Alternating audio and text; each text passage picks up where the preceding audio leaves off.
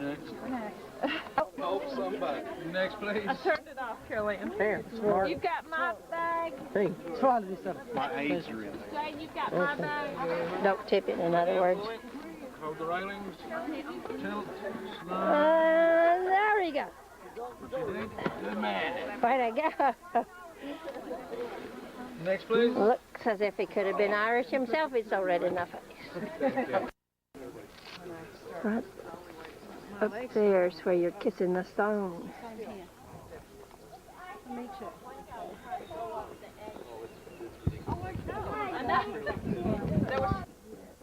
They say there's trolls under the bridge.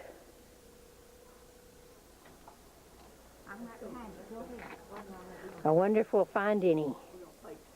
Oh, Lordy, it's 2 trolls coming from under the bridge. Arg. Too much fertilizer here.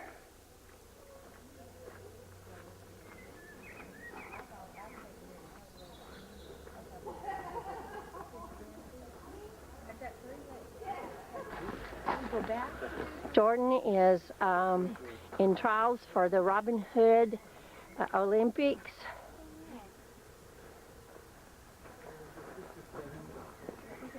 We don't know what kind of tree, but it's a neat kind of tree.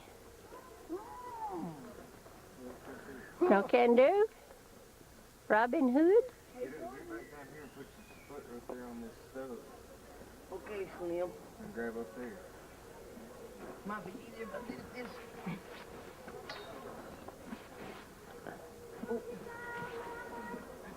It's never any trouble getting up. It's how do you get out? That's what I have meant for. Actually, I got a new way to do this. There's a monkey in the tree. Jordan. Huh? Here, hang on. We're hanging. There. There's a monkey in the tree.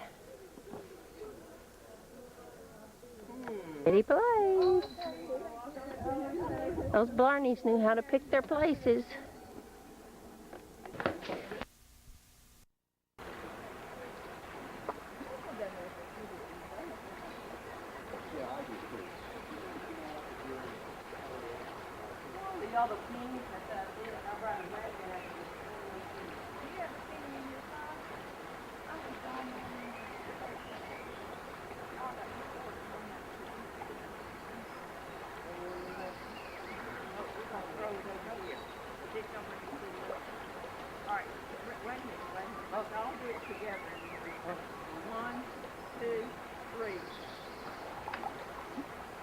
Luck of the Irish to you. Oh, cow.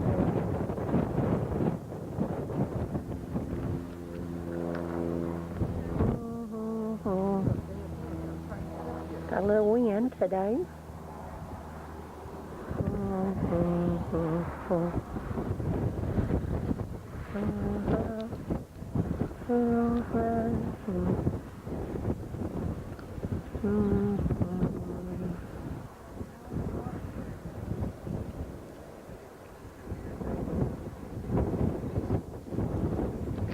Light each day. There's plenty of space, just make sure you can good view. And so I'll welcome you to the blowing room. And the techniques you see here today have remained unchanged for centuries.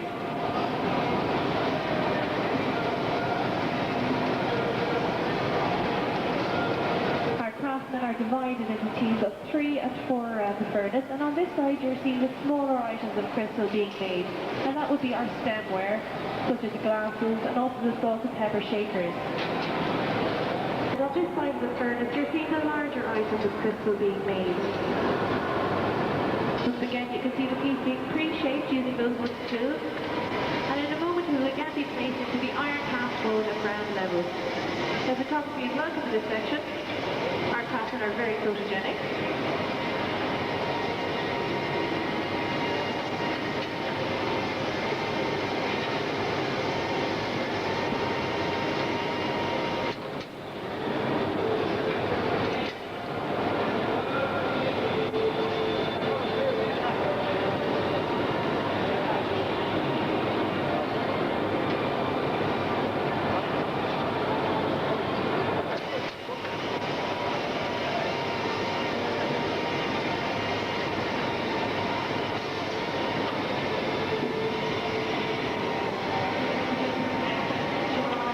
going to follow that piece into the next department. Now, as I mentioned, the annealing ovens are just on my left-hand side behind the Coca-Cola machine, so you can have a look in as we pass.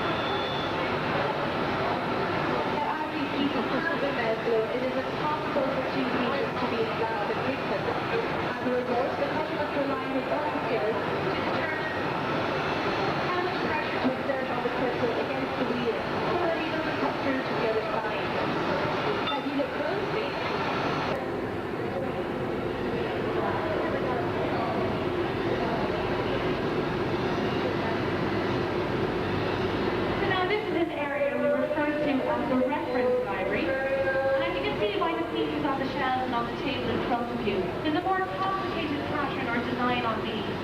And that is because these pieces are generally a once-off, or perhaps in the condition to be made once a year. Now, I told you in the previous department that you would require 8 years of training to come there.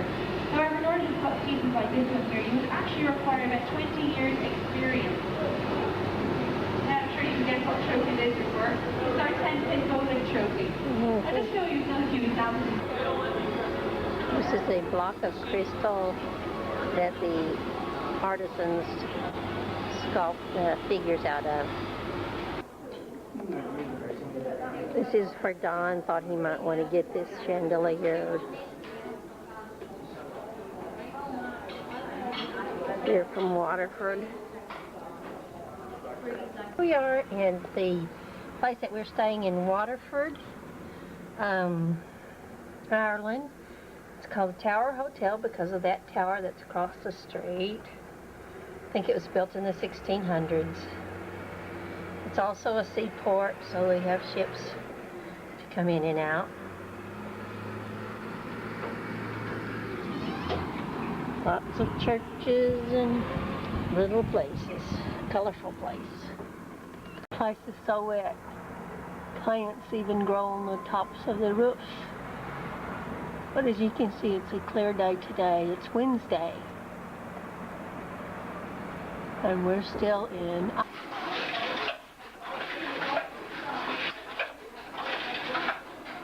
when the Avoca Weavers, AVOCA.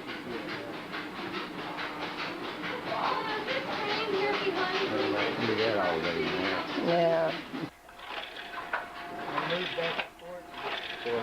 Move your feet. Coordinated to do that.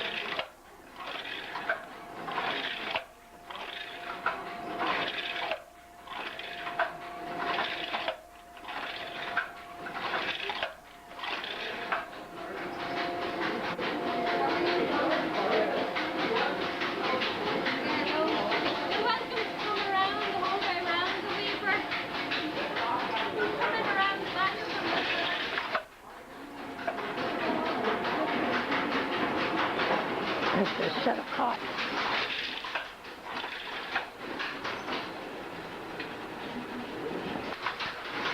This is a mechanical one, hand woven,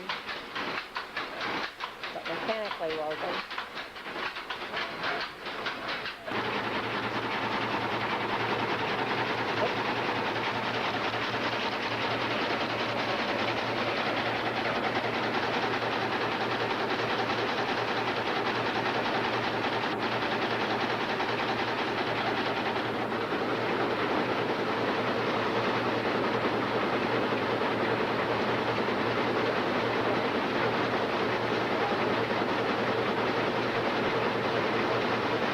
just wanted to take that tree here.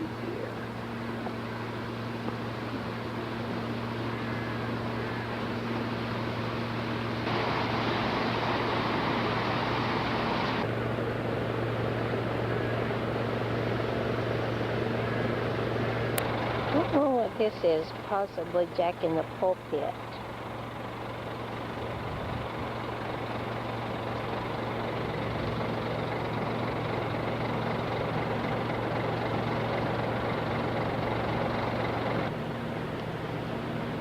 Little bitty yellow flowers.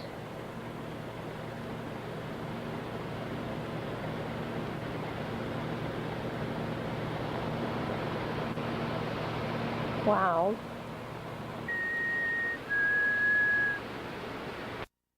It's like a ticket collector at a theatre or a cinema.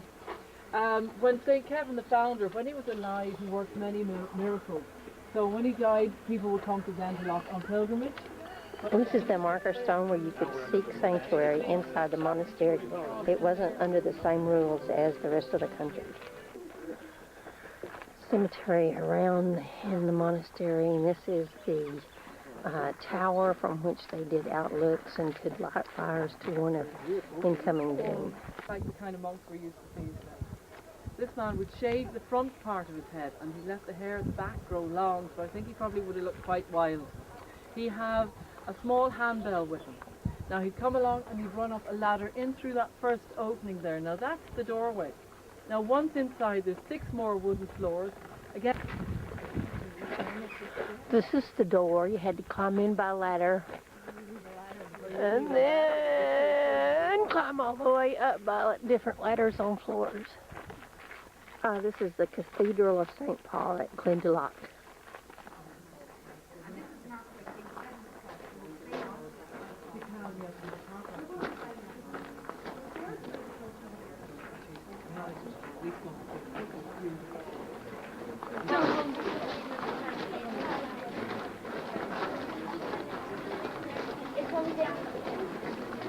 century. It makes it one of the earliest crosses you see in Ireland. Now, if you notice, it's awfully hard from a single piece of granite. No mean feat in any century, but given the 8th century with the simple tools that they had, it really is some achievement. This massive structure is called Corbett. Inside of the church, though, and the roof is made completely out of stone called corbelline, I think she said. I think the Egyptians used that also.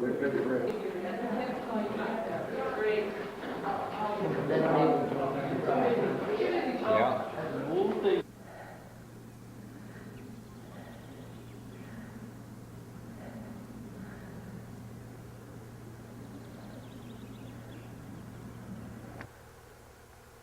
Here is St. Paul's Church at the monastic village with its watchtower. The roof is of stone and beveled so that it would lay flat and so the rain would run off. These are the fancy doors of Dublin. You'll see them in all colors. Very pretty. These are Georgian buildings. They're now used as office buildings.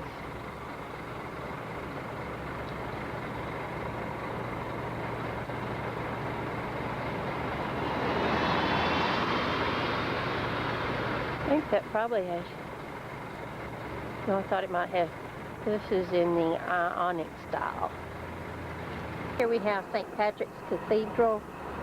St. Patrick, near this spot, baptized the first Christian. St. Patrick's Cathedral. This is the Pope's Cross in Dublin in 1979. The one and only Pope to come to Ireland said Mass here, and they marked it with a big old cross. That it could have, considering that it is the widest street and the main street in the city. It does, though, have one of the very important buildings in the city, the General Post Office, which is very, very historical. Here's the tart with the cart, or Molly Malone.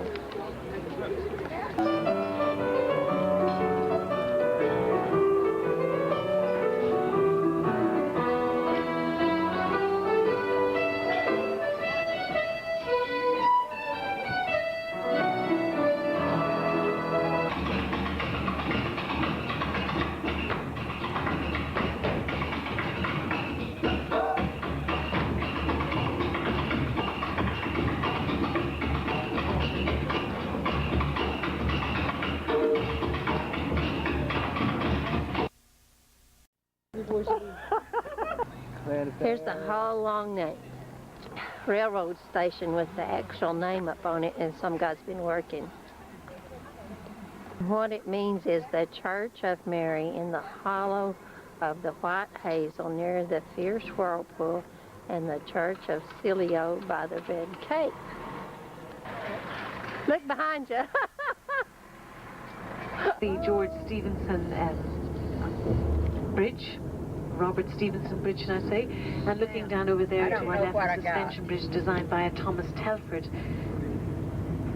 The George Stephenson, Robert Stephenson, and Thomas Telford, you probably, if you see any bridge that is over 100 years old or so, you've Roman style with wood and right plaster. side.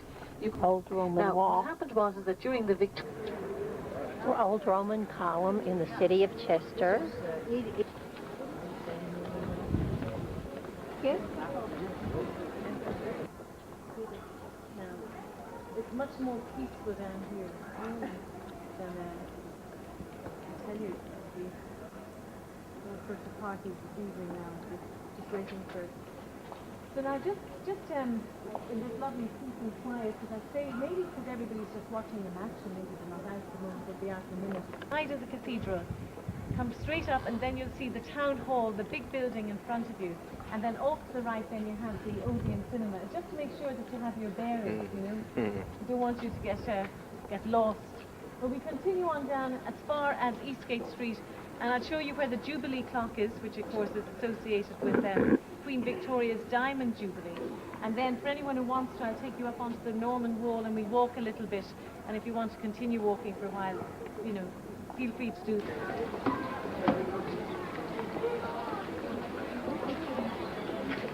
The Jubilee clock for Queen Victoria's 60th anniversary of being on the throne in Chester, England.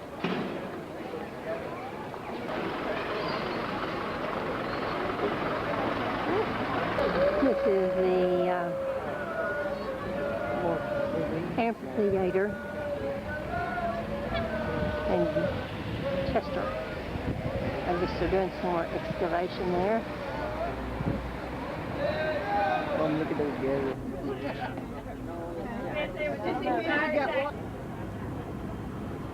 This is remains of the old